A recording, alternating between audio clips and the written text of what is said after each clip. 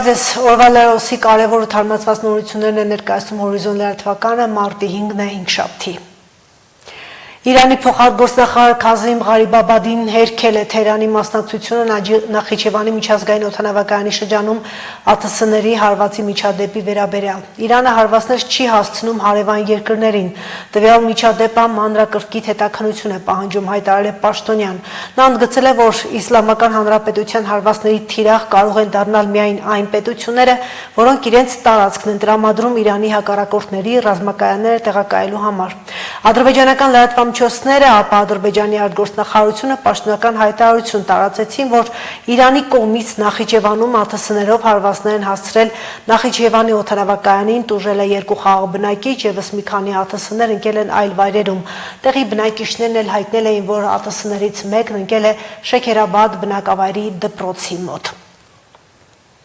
Ադրբեջանի նախագահ Ալիևը անվտանգության խորհրդի նիստ է հրավիրել ու հայտարարել, որ իրանական կողմը պետք է բացատրություններ տա Ադրբեջանին եւ ներողություն խնդրի։ Ադրբեջանի ղեկավարը հայտարարել է, թե Բաքուն չի համակերպվի երկրի դեմ իրականացված այս անհիմն ահաբեկչական գործողության հետ։ Նա հիշեցրել է, որ սա առաջին դեպքը չէ, երբ Իրանն ահաբեկչական գործողություններ է իրականացնում Ադրբեջանի եւ ադրբեջանցիների դեմ։ Ալիևը նաեւ ընդգծել է, որ Ադրբեջանը չի մասնակցում եւ չի մասնակցի Իրանի դեմ գործողությունների։ Զինված ուժերին հրահանգված է նախապատրաստել եւ իրականացնել պատասխան միջոցներ,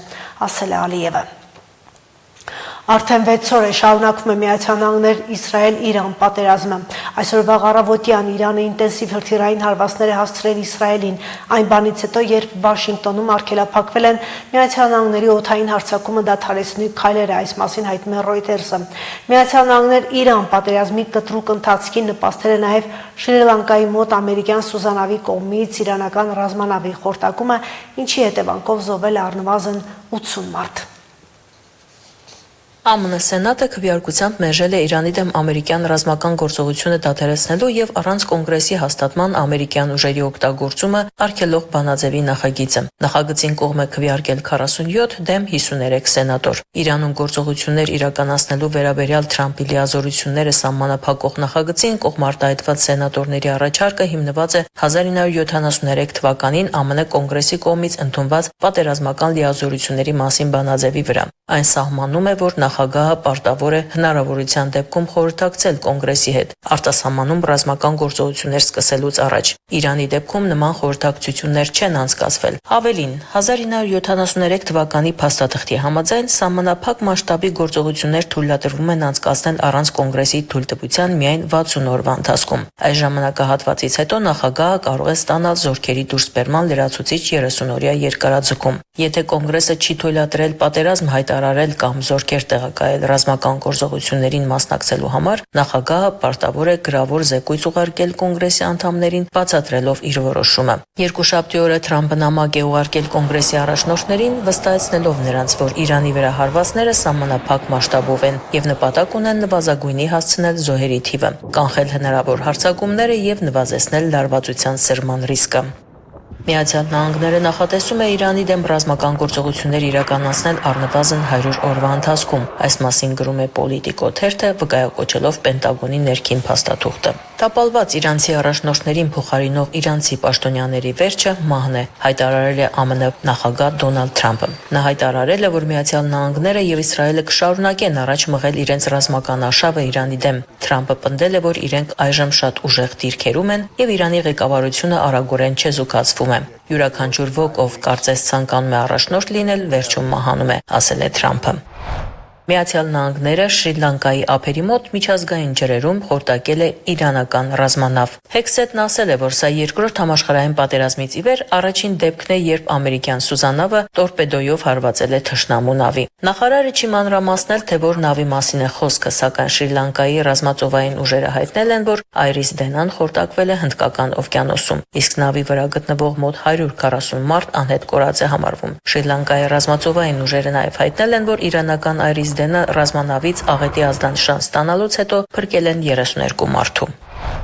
ԱՄՆ պատերազմի նախարար Փիթ Հեքսետը նաև հայտարարել է, որ նախագահ Դոնալդ Թրամփի դեմ իրականացրած մահափորձի հետևում կանգնած իրանական ստորաբաժանման ղեկավարը եւս սպանվել է։ Հեքսետը չի նշել տվյալ անձի անունը, բայց ասել է, որ գործողությունը տեղի ունեցել մարտի 3-ին։ Հիշեցնենք, որ 2025 թվականի հունվարին Իրանը հերքել էր ԱՄՆ վարչակազմի պնդումները, թե իրենք Թրամփի դեմ դավադրություն են կազմակերպել։ Միացյալ Նահանգների պետքարտուղար Մարկո Ռուբիոն հեռախոսազրույց է ունեցել Թուրքիայի արտգործնախարար Հական Ֆիդանի հետ թուրքական տարածքում Իրանից արձակված բալիստիկ հրթիռի վնասազերծումից հետո։ Պետքարտուղարը արտգործնախարարին ասել է, որ Թուրքիայի ինքնիշխան տարածքի վրա հարձակումները անընդունելի են եւ հայտնել է Միացյալ Նահանգների լիակատար աջակցությունը։ Հիշեցնենք, որ Թուրքիայի պաշտպանության նախարարությունը երեկ հայտարարել էր, որ Իրանից արձակված եւ Իրաքի ու Սիրիայի օդային տարածքները հատելուց հետո Թուրքիայի օդային տարածք հասած բալիստիկ հրթիռը վնասազերծվել է ՆԱՏՕ-ի հակաօդային եւ հակահրթիռային պաշտպանության ուժերի կողմից։ Հրթիռի բեկորն ընկել է Հաթայ նահանգում, տուժածներ չկան։ Իսկ Իրանի առողջապահական գերատեսչությունը հաղորդում է, որ երկրում տուժածների թիվը գերազանցել է 6000-ը։ Համաշխարհային տնտեսության կայունությունը փոփոխության է ենթարկվում մերձավոր արևելքում հակամարտության սրման հետևանքով, հայտարարել է Արժույթի միջազգային հիմնադրամի ղեկավար Կրիստալինա Գեորգիևան։ Նա ասել է, որ աշխարհը պոտենցիալ փոփոխությունների երկար ժամանակահատվածում է։ Ալլա Ղալաչյան, Հորիզոն։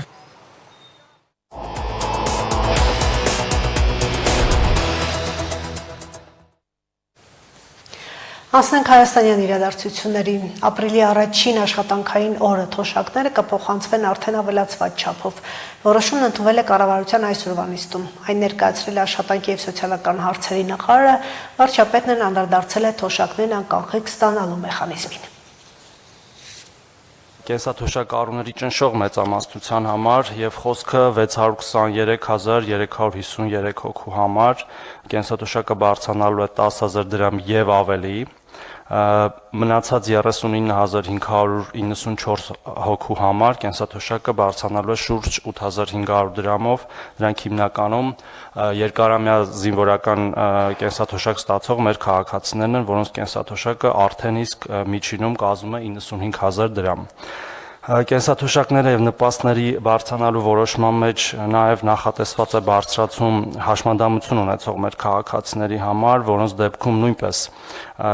նրանց նպաստները բարձրանալու են ուղիղ 10,000 դրամով եւ հիշեցման կարգով տեղեկացնեմ, որ առաջին, երկրորդ եւ երրորդ խմբի եւ ֆունկցիոնալության խորը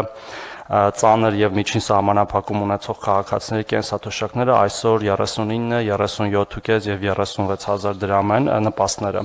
եւ դառնալու են դրանք 49, 47.5 եւ 46,000 դրամ։ Ես 2 տարի եւ ավելի տենց էլ չեմ հասկանում այդ խոսույթը,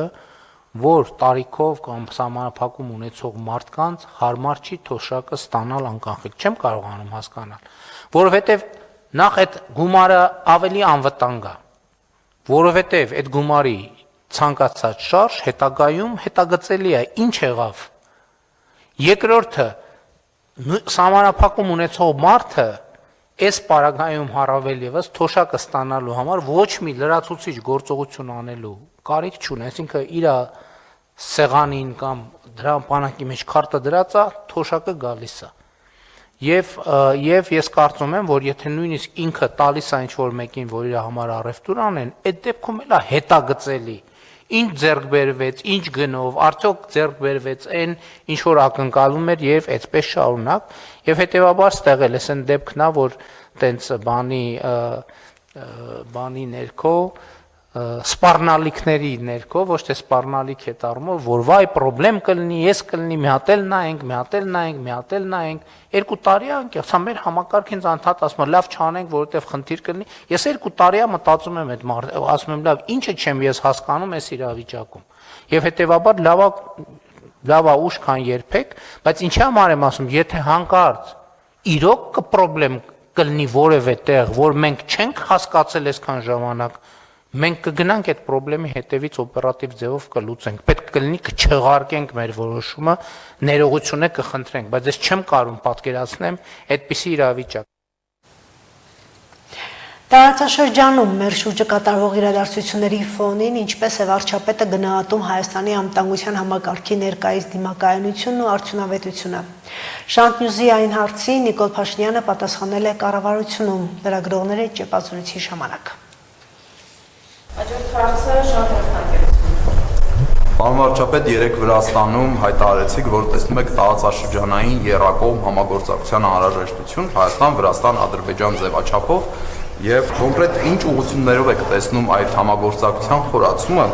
հատկապես փոխկապակցվածության, ենթակառուցվածքների, տնտեսական ինտեգրման առումով, եւ արդյոք կան արդեն համաձայնեցված կոնկրետ քայլեր, շոշափելի պայմանավորվածություններ կամ նախաձեռնություններ, որոնք կարող են մոտ ապագայում գործնական փուլ մտնել։ Եվ խոսեցիք անվտանգության մասին, տարածաշրջանում մեր շուրջը կատարվող իրադարձությունները հաշվի առնելով, ինչպես է գնահատում Հայաստանի անվտանգային համակարգի ներկայիս դիմակայությունն ու արդյունավետությունը եւ ինչ փոխելու անհրաժեշտություն եք տեսնում։ Անվտանգությունը շատ երբեք չի լինում։ Եվ հետեւաբար էդ էլ կա, որ մենք պետք է արձանագրենք, որ մենք չենք որևէ երկիր ակնհայտորեն տեսնում ենք չի կարող օբյեկտիվորեն համարել, որ ինքը հասել է անվտանգության իդեալական կետին, որ զարգացնելու տեղ չկա, մեր դեպքում առավել եւս, որովհետեւ այդ ամեն ինչը ինչ որ մենք ունեցել ենք, ապրել ենք, վերապրել ենք, դա շատ երկարատև process է եւ այս փուլի ընթացքում ես կարծում եմ, որ մենք նախ շատ մեծ աշխատանք արել ենք, բայց շատ կարևոր է, որ ձեռք ենք բերել ռազմավարական գիտելիք, հարաբերություններ եւ պատկերացումներ, թե ինչպես է պետք հետագա աշխատանք շարունակել։ Իսկ տարածաշրջանի հաղորդակցության հետ կապված երեք ազգային ժողովում փորձեցի ավելի մանրամասնել։ Տեսեք, երբ որ մենք վերցնում ենք երեք մի աստղի, այսօր 50 ասեմ, լավ, 50 բեռնատարի մասշտաբով ենք նայում, պարզ է, որ կարող ընկալումը լինի, թե երեք երկրները 50 բեռնատարի համար ոնց պայքարեն, որ իրանց միջով անցնի, որ ինչ որ մի գումար ավել աշխատեն։ Բայց եթե խոսքը մենք հարցին նայենք 5000 բեռնատարի մասշտաբով, իսկ որ այդ 50,000 բեռնատարի 500,000 բեռնատարի պոտենցիալը կա, մենք կհասկանանք, որ Ադրբեջանի, Վրաստանի, Հայաստանի ենթակառուցվածքները եւ մի բան էլ ռազմավարական ներդրումով բավարար չեն այդ հոսքերը ապահովելու համար։ Եվ մենք պետքա ոչ թե մտածենք այս 50 բեռնատարը ոնց իրարից տանենք, պետքա մտածենք 500,000 բեռնատարի համար ոնց հարավային Կովկասը դարձնենք ամենագրավիչ, անվտանգարակ միջանցքը, որպեսզի բեռները այստեղով հոսեն, բոլորից բերելով տասնյակ միլիարդների օգուտներ, սրա մասին է խոսքը։ Եվ նույն, գիտեք, ինչի մասին ուզում եք, էներգետիկ, գազ, նավթ, ինտերնետ, ուղևորափոխադրում, օդային, երկաթուղային, ցանկացած ամեն ինչի մասին ասա։ Ազգային ժողովի պատիվ ունեմ խմբակցության պատգամավոր Մարտուն Գրիգորյանը առաջիկա ընտրությունների մասնակցելու է Բարգավաճ Հայաստան կուսակցության առաջարկ Հայաստանին ծրագրով։ Այս մասին պատգամավորը հայտնել է Facebook-յան իր էջում, նշելով, որ որոշման է եկել թիմակիցներով։ Առաջիկայում կխոսենք առաջարկ Հայաստանին ծրագրի դրույթներից, մասնավորապես Շիրակի մարզի եւ Գյումրուն առնչվող ծրագրերից, հայտնել է պատգամավորը։ Արշակ Սրբազանը կալանքից ազատ է արձակվել, այս մասին Facebook-յան իր էջում հայտնել է փաստաբան Արսեն Բաբայանը։ Նրա նկատմամբ սահմանվել է վարչական հսկողություն։ Հսկողությունը սահմանում է քրեական դատավարության 124-րդ հոդվածով, ըստ որի վարչական հսկողությունը մեղադրյալի տեղաշարժման եւ գործողությունների ազատության սահմանափակումն է, որի պայմաններում նա պարտավոր է ոչ հաճախ, քան շաբաթը 3 անգամ գրանցվել դատարանի որոշման մեջ նշված վայրի իրավասու մարմնում։ Հիշեցնենք, Արշակ arczepiskopos Խաչատրյանին դեկտեմբերի 4-ին քննչական կոմիտեին հրավիրել նրան վերագրվող տեսանյութի գործով հարցաքննության, սակայն հարցաքննության ավարտից հետո նրան դիմավորել են ազգային անվտանգության ծառայության աշխատակիցներն ու հայտնել, որ քննիչի որոշում ունեն հոգևորականին ձերբակալելու վերաբերյալ։ Արշակ arczepiskopos Խաչատրյանին մեղադրում են իրացնելու նպատակով թմրանյութերի ապօրինի շրջանառության մեջ։ Գյումրիի անի եւ ավստրիական թաղամասերի մայթերին տեղադրված տաղավարները ապամոնտաժվելու են։ Այս մասին տեղերին զգուշացրել ծանուցել են քաղաքապետարանից։ Առևտուր եւ սպասարկման այլ ծառայություններ իրականացնողներին հասցեագրված ծանուցումները կարելի է փակցված տեսնել նաեւ տաղավարների վրա։ Բոլորը ենթակա են ապամոնտաժման, անկախ տեղադրման թույլտվություն ունենալ-չունենալուց։ Տեղերին ապամոնտաժման վերջնաժամկետ է ներկայացվել ապրիլի 15-ը։ Փողոցների աճ ու ձախ մայթերին իրար կողքի կամ ետու առաջ տեղադրված մետաղյա կառուցվածքով տաղավարներ են, մեծամասամբ ծառայում են սպասարկման ու առևտրի նպատակների։ Դրանք շատ են, մի մասը ժանգոտված, բայց կան նաև նոր տեղադրվածները։ Տերերի զգուշացումներ են եկել, որ մինչև ապրիլի 15-ը տաղավարները Անի եւ ավստրիական թաղամասերի փողոցներից հավաքելու են։ Քաղաքապետարանից եկած ծանոթություններում նշված է, որ վերակառուցման եւ զարգացման եվրոպական բանկի փողոցաշինական լայնածավալ ծրագրի մեկնարկի համար տաղավարները խոչընդոտում են։ Անի թաղամասի փողոցների նորոգման այն ծրագրի մասին է, որն ուշանում է ավելի քան 6 տարի։ Ուզեմ չուզեմ։ Ես կրամ խոսքիսեմ դες պես չեք ամբես իրանք գործածան հանելու ստիպված քան։ Ինչ պիտի խանգարե փողոցաշինության այս տարածքները։ Մայթից հեռու է, հա։ Դե ուղղակի ծանոթում է եկել է, ես է հենց տիրոջը տեղյակ եմ պահե։ Միրգ բանջարեղենի, հացաբուլկեղենի, հագուստ կոշիկի, տեխնիկական եւ տնտեսական ապրանքների ու այլ իրերի արկուվաճառքով զբաղվողների տաղավարներ են։ Մի մասը տեղադրվել է առանց թույլտվության։ Փոքր բան է էլի, մայթերին ում է խանգարում մոտեցումով։ Թուղթ թանակով թե ապօրինի կապ չունի, ապա մոնտաժվելու որոշումը բոլորին է վերաբերում։ Զբաղվածության ապահովման ու չնչին եկամտի միակ աղբյուրը այն տնտեսվարողներից շատերի համար, որոնք իրենց գործունեությունը շարունակելու կամ դադարեցնելու խնդրի առաջ են հայտնվել։ Աշխատանքի տուն ենք պահում, այսպես ասած, լավ կվերաբերվի մեն առումով, որ երևի թե գեղեցկանա այս փողոցը վերջապես ասֆալտապատ են, բայց դե ցանկալի որ չհանեն։ Շտե խոսքի ես գրային ես, դա նայից ախի խոսքի քիպիլի կսկան ապրանքը չի շարել, շատ քիչ կբերեի, տունս կպայի, կամ բան։ Այս տաղավարը ինձ թվում է, որ ինքը ստանդարտներին չի համապատասխանում, բնականաբար, որտեղ ինքը հին է արդեն երևի թե տեղը չեն տա այս տաղավարներին, դիք 100% ես գիտեմ։ Ինչ որ տեղ կարող ես տանել, ասենք, քո շենքի անկյունը կամ հայատը, ինչ որ մետեղ տանես, այնտեղ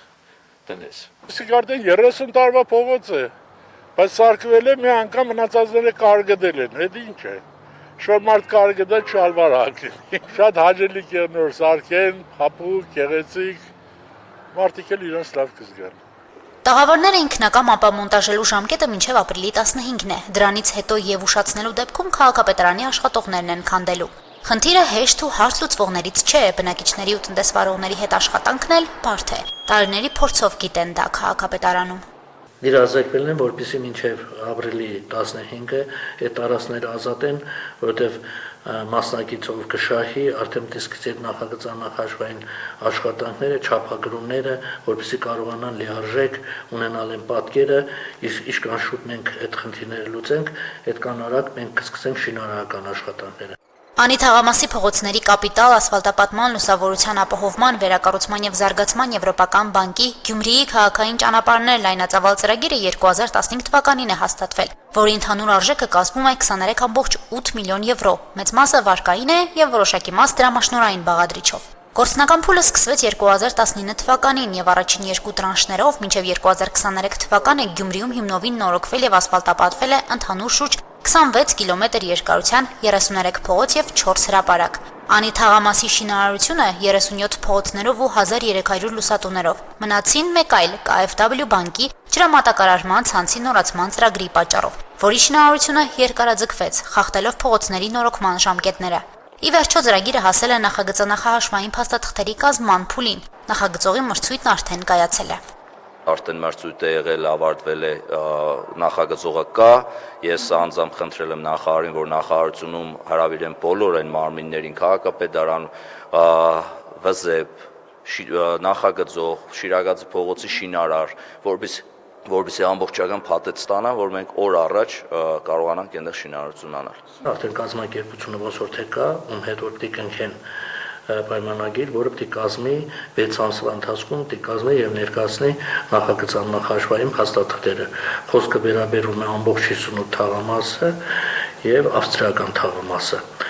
Բացառությամբ կա երկու փողոցների, 3-րդ եւ 11-րդ փողոցներն են, որոնք չեն մտնում այս ծրագրի մեջ։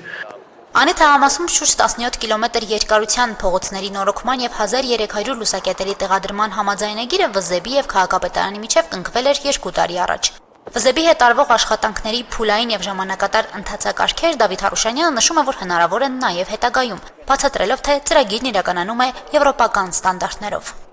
Այնտեղ կան պարտավորություններ, օրինակ, եթե սովորական մրցույթը տրվելու է ենթադրենք 30 օր, այդ քանի օր միջազգային մարմիններ են խառնված, այդ տրվելու է ենթադրենք 3 ամիս։ Եվ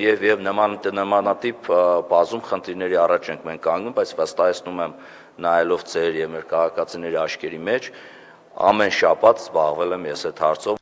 Եվրոպական չափանիշներով շինարարի ընտրության մրցույթին եւ արդյունքներին ենթադրվում է, որ պետք է սպասել մոտակա 6 ամիսներին։ Այս պահին նախագծող ընկերությունը կա, բայց դեռ նախագծային հաշվարկային փաստաթղթերն են պատրաստվելու։ Միջազգային ընթացակարգերով մեկնարկի պատրաստվող ծրագիրը տեղական շինարարություն սկսելու պայմաններին հարմարվելու ժամկետներ են ակնկալում թաղամասի բնակիչները եւ տաղավարների տերերը։ Հասմիկ Թումասյան, Արարատ Ծատուրյան, Հորիզոն։ Այսօր Հայաստանի ազգային հերոս պետական ու քաղաքական գործիչ պարապետ Վազգեն Սարգսյանի ծննդյան օրն է։ Վազգեն Սարգսյանը այսօր կդառնար 67 տարեկան։ Շիրակի մարզպետի աշխատակազմի պատասխանատուները ծաղիկներ են խոնարհել պարապետի անունը կրող Գյումրիի թիվ 19 հիմնական դպրոցի բակում տեղադրված կիսանդրոյի առջև։ Միջոցառման ընթացքում ընդգծվել է, որ պարապետ Վազգեն Սարգսյանի անունն ու գործը առանձնահատուկ տեղ ունեն Հայաստանի նորագույն պատմության մեջ։ Նրա առաջնորդությամբ ձևավորվել է հայկական բանակը, իսկ գաղափարներն ու հայրենասիրական խոսքը շարունակում են ոգեշնչել սերունդներին։ Ներկաները մեկ անգամ ևս արժևորել են պարապետի թողած ժառանգությունը։ 44-օրյա պատերազմը զոհված Պավել Մանուկյանի հուշարձանի մոտ այսօր մարդաշատ էր։ Ընկերների ու հարազատների համար նրա ծննդյան օրը դարձել է հիշատակի ու խնկարկման օր։ Արդեն 5 տարի է նրանք այս վայրում են հավաքում եւ նշում Պաշի, ինչպես իրենք էին սիրում անվանել ծննդյան օրը։ 2019 թվականին Պավելը ընդունվել է տնտեսագիտական համալսարանի Գյումրիի մասնաճյուղ ու օրեր անց մեկներ ծառայության։ Ժամկետային ծինծարայող 19-ամյա Պավելը պատերազմի հենց առաջին օրը Ջաբրայիլում վիրավորում է ստացել։ Նրան ծանր վիճակում տեղափոխել են Ստեփանակերտ, ապա Երևան։ 6 օր վերակենդանացման բաժանմունքում բժիշկները պայքարում էին նրա կյանքի համար, սակայն 2020 թվականի հոկտեմբերի 2-ին Պավելը մահացել է։ Զինվորի ծնողներին այսօր լույս եւ ուրախություն բերողը 3 տարեկան Էմին է։ Նա ծնվել է 2023 թվականին։ Այսօր Պաշի ծննդյան 25-ամյակի կապակցությամբ հնչեց իր համար գրված երգը։ Պավելը նաեւ Շիրակ ֆուտբոլային ակումբի խաղացող էր։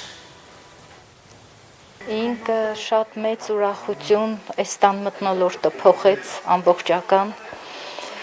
Մենք շատ վատ վիճակի մեջ էինք, մեր հոգեվիճակը լրիվ, չգիտեմ, աննկարագրելի էր,